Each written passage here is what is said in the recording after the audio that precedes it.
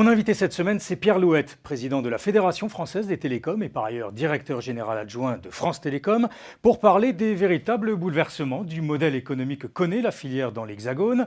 Intrusion de Free, prix cassés, menaces sur l'emploi, bataille juridique en tout genre entre opérateurs et avec les associations de consommateurs, jusqu'au bras de fer qui s'annonce avec les géants de l'Internet, alors que le déploiement de la 4G se précise. Bonjour Pierre Louette. Bonjour. Merci d'avoir accepté l'invitation de Xerfi Canal. Alors, ça faisait un peu inventaire à la Prévert, mais c'est vrai que l'actualité est particulièrement chargée pour le secteur que vous représentez. Alors, vous avez publié il y a quelques semaines une étude avec Arthur D. Little et Exane BNP qui compile l'activité de la filière télécom et qui montre qu'elle est véritablement affaiblie aujourd'hui, fragilisée avec une baisse des prix sans équivalent en Europe pour les forfaits mobiles, une pression fiscale et réglementaire très forte dans notre pays. C'est un cri d'alarme que vous avez lancé avec cette étude pour la profession.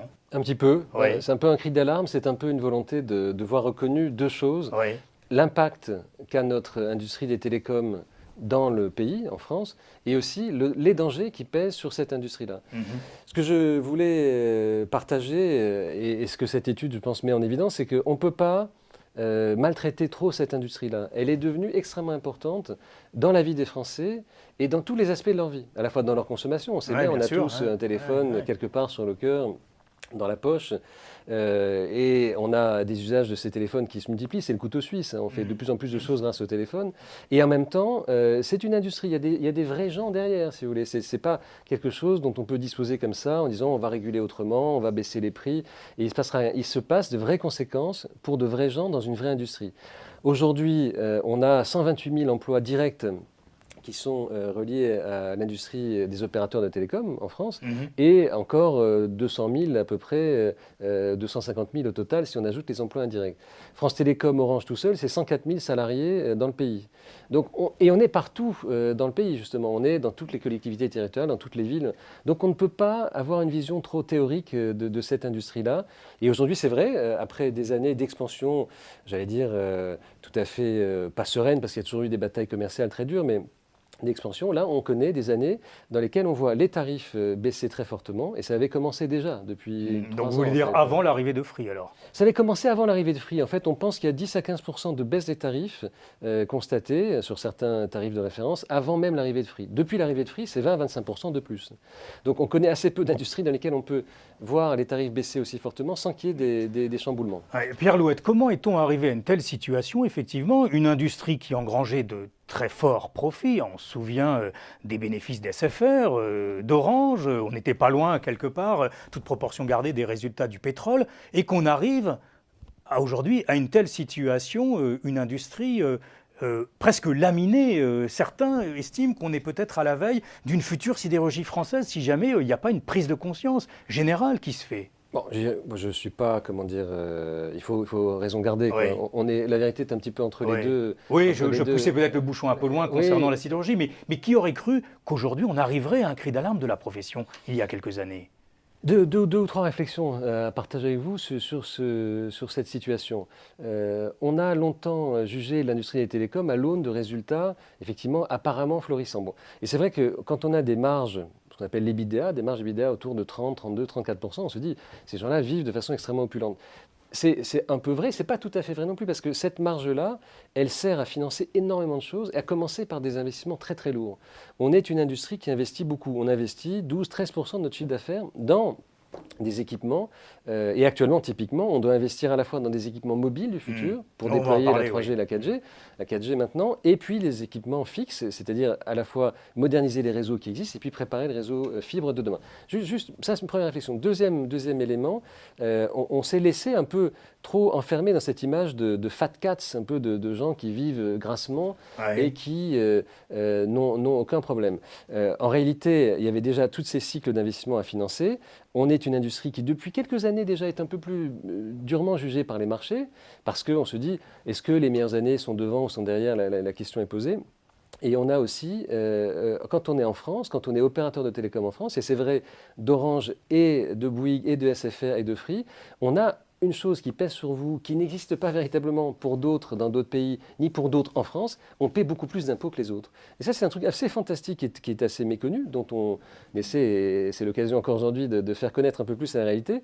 Parce qu'on est télécom en France, on paie beaucoup plus d'impôts qu'une autre entreprise. Alors 1,2 milliard, vous estimez la profession payée en plus par le secteur. Mais alors, je reviens un peu, c'est intéressant ce que vous m'avez dit, parce qu'on a été perçus comme des chats gras, en quelque sorte, qui se sont un peu enrichis sur la bête. Est-ce que c'est pas ça, d'ailleurs, qui fait le succès de Free, parce qu'il a mis les pieds dans le système, en quelque sorte, et tout d'un coup, les gens ont eu l'impression qu'avec des forfaits relativement élevés, malgré une concurrence sur le papier avec les 3 opérateurs, eh bien, finalement, ils payaient cher. D'où le succès, aujourd'hui, des forfaits absolument extravagants, presque, estiment certains, de Free, pensez 2 € pour 2 heures.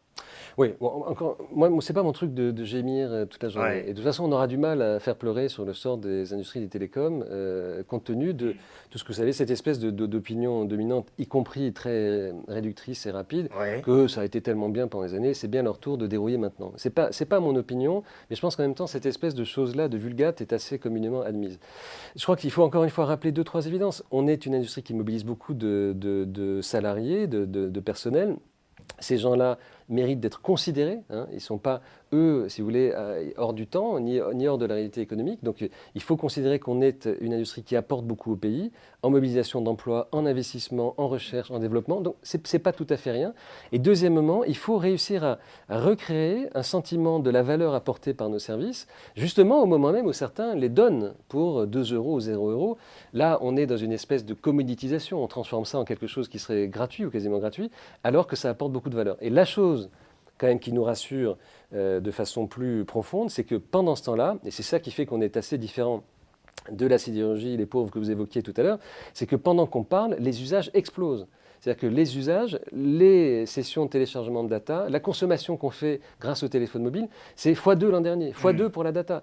Donc on n'est pas tout à fait dans un cycle de décroissance des usages, à nous de monétiser ça, à nous d'en tirer un avantage et un profit. Alors, Pierre Louette, vous évoquiez la mobilisation de l'emploi. On a eu des chiffres très contradictoires entre ceux de l'ARCEP, entre une étude payée par Bouygues qui parle de destruction d'emplois, celle payée par Free qui, comme par hasard, parle de création d'emplois et notamment de 16 000 à 30 000 emplois créés dans les autres secteurs de l'économie et qui, lui, estime qu'en quelque sorte, il apporte une véritable valeur ajoutée en pouvoir d'achat pour les Français. Alors, est-ce que le débat mérite d'être soulevé sur la question? Est-ce qu'avec cette baisse des prix, malgré tout, c'est bon pour l'économie? Visiblement, non, si je vous suis dans votre raisonnement. Non, c'est pas bon. Voilà, c'est pas si facile que ça. Juste un mot sur l'étude de Free, faite par des économistes en principe assez respectables, mais qui fait beaucoup de raccourcis parce qu'elle veut tellement servir un objectif et le démontrer que ça va un peu trop vite. On a dit la même chose de l'étude de Bouygues. Ouais, l'étude de Bouygues, désolé de le dire, enfin Bouygues, malheureusement, aujourd'hui, ils sont en train de gérer un plan social. Donc le fait qu'il y ait une destruction d'emplois, c'est pas tout à fait virtuel pour eux. C'est pas virtuel pour les salariés de Bouygues. Pardon de le dire quand même.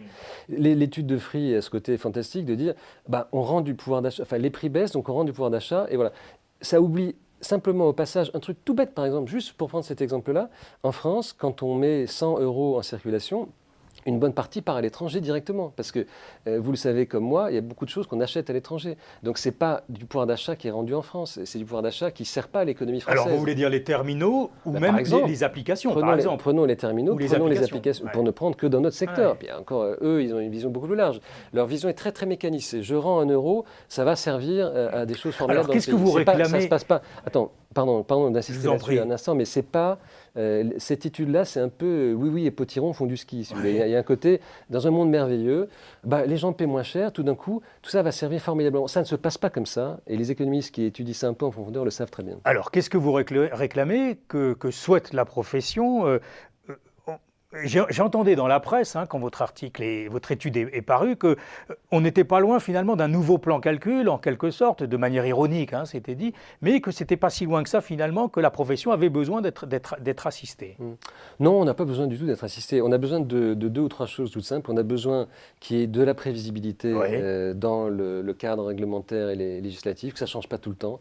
On a besoin aussi qu'il n'y ait pas des nouvelles lois et nouvelles taxes qui s'imposent et se posent juste à nous, parce qu'on finance aussi la la télévision publique, le centre du cinéma, cinéma, on paie un impôt sur les réseaux, ce qui est fantastique. C'est-à-dire que plus on va déployer un réseau, ce à quoi on nous invite, plus on paiera d'impôts. Donc c'est un truc aussi, une espèce de double bind assez caractéristique de notre vieux pays parfois. Donc c'est un peu des choses surprenantes. Bon. Donc on a besoin de sa stabilité, pas plus de taxes, pas plus d'impôts. Et puis aussi, on a besoin d'une chose, tout simplement, c'est qu'on reconnaisse un peu mieux la valeur de ce qu'on apporte comme service aux consommateurs. Et ça, je reconnais, c'est à nous de le faire.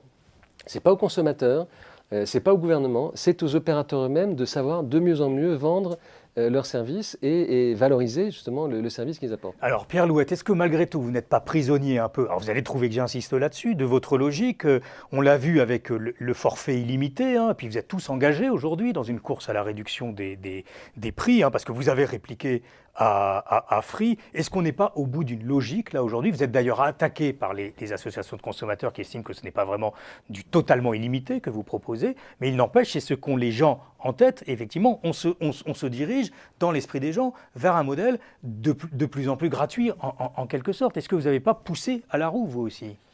Il y a deux confusions là-dedans.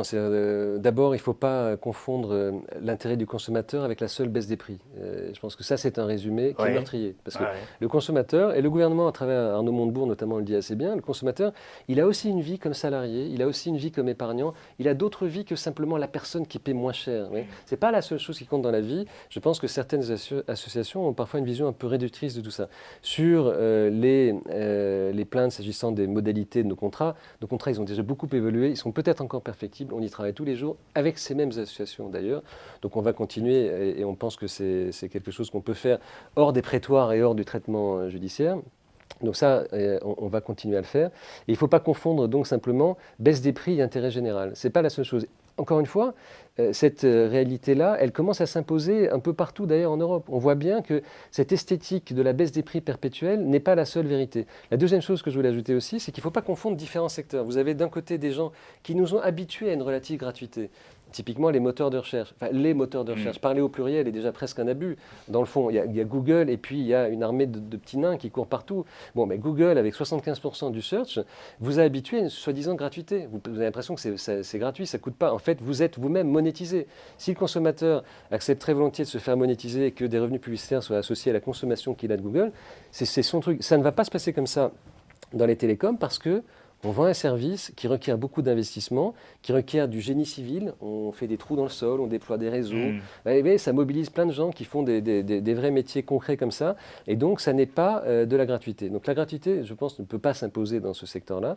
Ça serait extrêmement dangereux, y compris même pour les consommateurs. Pierre Louette, y a-t-il trop d'opérateurs en France? Donc, 4 aujourd'hui. On parle d'une consolidation. Alors, vous avez peut-être vu que l'autorité de la concurrence ne veut même pas en entendre parler, du moins entre les gros. Est-ce que la question est saugrenue ou est-ce qu'on peut se la poser à long terme et s'attendre à un possible regroupement, ce qui pourrait avoir peut-être des conséquences sur les prix, sur l'offre donc? Encore une question intéressante que vous posez, et intéressant aussi de poser cette question juste un an après l'arrivée de Free. On a tellement souhaité, semble-t-il, dans cette esthétique pure et parfaite de la concurrence, avoir 4 acteurs, 4 opérateurs avec des licences, qu'un an après, on se pose la question de savoir si on va pas repasser à 3 ou encore moins éventuellement.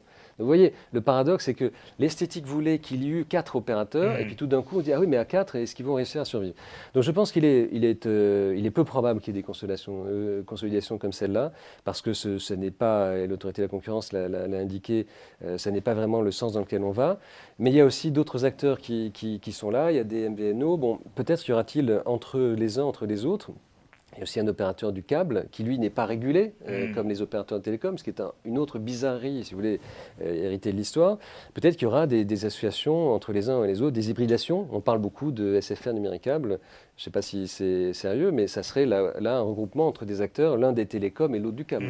Alors, est-ce que la solution passerait par une mutualisation à une époque, on ne voulait pas du tout en entendre parler, des forces concernant donc les infrastructures. Et puis aujourd'hui, le sujet revient à la mode. Alors, quand on lit les journaux, c'est très drôle parce qu'un coup, c'est un tandem, le lendemain, c'est un autre. Enfin bon, on a l'impression que tout le monde discute dans la profession. Ça poserait quand même de gros problèmes de transparence, j'imagine, de gouvernance aussi, pour savoir qui ferait quoi dans ces nouveaux attelages. Est-ce que c'est une solution, malgré tout, de mutualiser les infrastructures? Je pense que la mutualisation a un assez bel avenir. Et les opérateurs pourraient s'entendre. S'entendre entre opérateurs, c'est un mot qu'on n'emploie pas. Hein. C'est un mot qui est justement, c'est ça qui m'embête. Juridiquement, il est assez connoté. Donc mais d'un point de vue moral, d'un point de vue moral. Si vous placez sur le terrain de la morale, c'est encore un autre débat. Toujours. Mais non, simplement, sur le terrain de la mutualisation, par exemple, le contrat d'itinérance qu'on a passé avec Free, c'est un exemple très critiqué par d'autres. Très critiqué par d'autres qui ne l'ont pas eu. Donc on comprend que certains aient des larmes d'autant plus fortes qu'elles sont à l'aune de leur dépit. Mais bon, ça, c'est une autre histoire. L'itinérance est aussi une façon de commencer à mutualiser. La mutualisation, elle existe déjà en France dans les zones couvertes qu'il faut couvrir au sens de la loi, si vous voulez, qui sont les zones les plus reculées, les moins denses. Et la mutualisation, on la pratique, nous, par exemple, France Télécom Orange, déjà en Afrique, au Moyen-Orient, dans bien des pays. Donc c'est une solution qui a de l'avenir dès lors que le marché est finalement plus efficace quand on met en commun certaines infrastructures qui ne sont pas absolument différenciantes du point de vue du rapport au consommateur. Transporter des choses et mettre en commun une partie transport, c'est pas très, grave du point de vue de la différenciation du produit. Maintenant, c'est pas une tradition en France parce qu'on a beaucoup parlé de concurrence par les infrastructures et donc là, ça veut dire qu'on commencerait à faire un peu un aménagement par rapport à ce principe. Alors, comment vous décryptez la réunion qui a pu avoir lieu sous la houlette de Bruxelles, et c'est ça qui est très intéressant, entre les 4 grands opérateurs historiques en Europe pour, là aussi, mutualiser en quelque sorte les forces et aller vers un réseau européen en quelque sorte, si on se projette. Est-ce que c'est la fin, ça veut dire que c'est la fin d'un modèle, celui que prônait la Commission, qui était de défendre le consommateur et la concurrence à tout prix pour aller vers une logique plus industrielle qui pourrait vous contenter, si je vous comprends bien? Je pense qu'il y a un début de reconnaissance du fait qu'on ne peut pas être le seul continent qui n'ait aucune politique industrielle ou quasiment pas. Les États-Unis ont une politique industrielle très affirmée, très construite, et une défense de leurs intérêts économiques qui est parfaitement connue. Ils ont en même temps un réseau qui n'est pas bon. Ils ont un réseau, ils auront quasiment sauté la 3G pour passer la 4G. Ils vont arriver à la 4G un peu plus vite que nous en réalité. Donc il y a un début de reconnaissance de ça. Deuxième chose aussi, l'Europe finalement réalise qu'elle a donné naissance à 110, 120 opérateurs de télécom, donc une fragmentation complète de son paysage, alors que ce n'est pas le cas ni en Chine ni aux États-Unis, pour ne prendre que ces 2 exemples-là. Et donc il commence à se dire peut-être y a-t-il des choses effectivement à mettre en commun, peut-être aussi peut-on autoriser des consolidations, ça a été le cas récemment en Autriche, une consolidation à laquelle France Télécom Orange était partie prenante. Donc il y a un début d'évolution, ça paraît assez sain, effectivement. Ça paraît être la reconnaissance du fait que cette industrie-là, elle est traversée aujourd'hui par des courants et des mouvements et des agitations qui la déstabilisent un peu. Il faut peut-être faire évoluer un peu les règles du jeu au-delà de la simple esthétique pure et parfaite de 4 acteurs par pays et d'une défense permanente de la baisse des primes. Alors, Pierre Louette, la 4G, dont le déploiement n'est pas facile en France, ce qui paraît assez étonnant, notamment à Paris, souvent attendu comme un messie par les opérateurs ou par les analystes. Est-ce que ça veut dire qu'on aura un changement de modèle complet, une augmentation des prix grâce à un meilleur service, qui est donc représenté par la 4G, et puis peut-être la fin des forfaits illimités donc?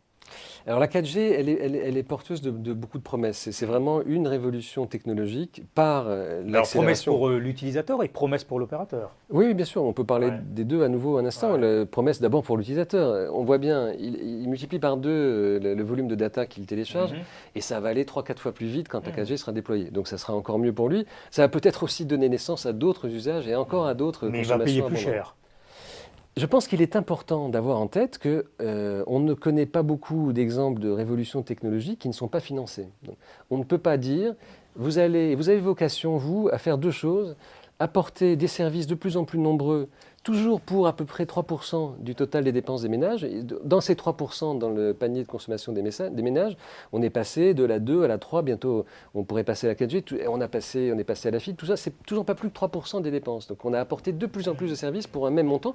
Et donc il est important que la nouvelle révolution, effectivement, elle corresponde à un moment dans lequel on pourra demander aux consommateurs de payer un peu plus parce que ça ira plus vite. Et d'ailleurs, pour illustrer ce propos-là, tout récemment, on le voyait dans le cas d'un des opérateurs, je ne vais pas citer lequel, mais qui a adapté une de ses offres, disant vous avez le choix entre payer la même chose, et puis ou payer un peu plus et avoir un meilleur débit, ou rester au même niveau. Et 70% des gens ont dit on est prêt à payer un peu plus, mais pour que le débit augmente. Donc il y a un vrai appétit du public pour ça. C'est intéressant ce que vous nous dites, parce que je crois que c'est un modèle qui se développe notamment en Suisse, et l'opérateur helvétique qui l'a mis en place ne s'attendait pas effectivement à un tel retour positif sur son offre. Alors, on va conclure, vous vous doutez bien, avec le bras de fer entre Google et Free, qui a donc désactivé sa box pour concernant la publicité sur Internet, bien évidemment, pour mieux l'activer quelques jours après. La rencontre dans l'urgence avec Fleur Pellerin, la ministre de l'économie numérique. Alors, vous êtes le président de la profession, je ne vais pas vous demander ce que vous pensez de la méthode de Free, mais par contre, de la logique de Free de faire payer la consommation massive de bandes passantes quand on sait que la vidéo va évidemment exploser toujours plus sur Internet. Vous partagez les interrogations de Free là-dessus ?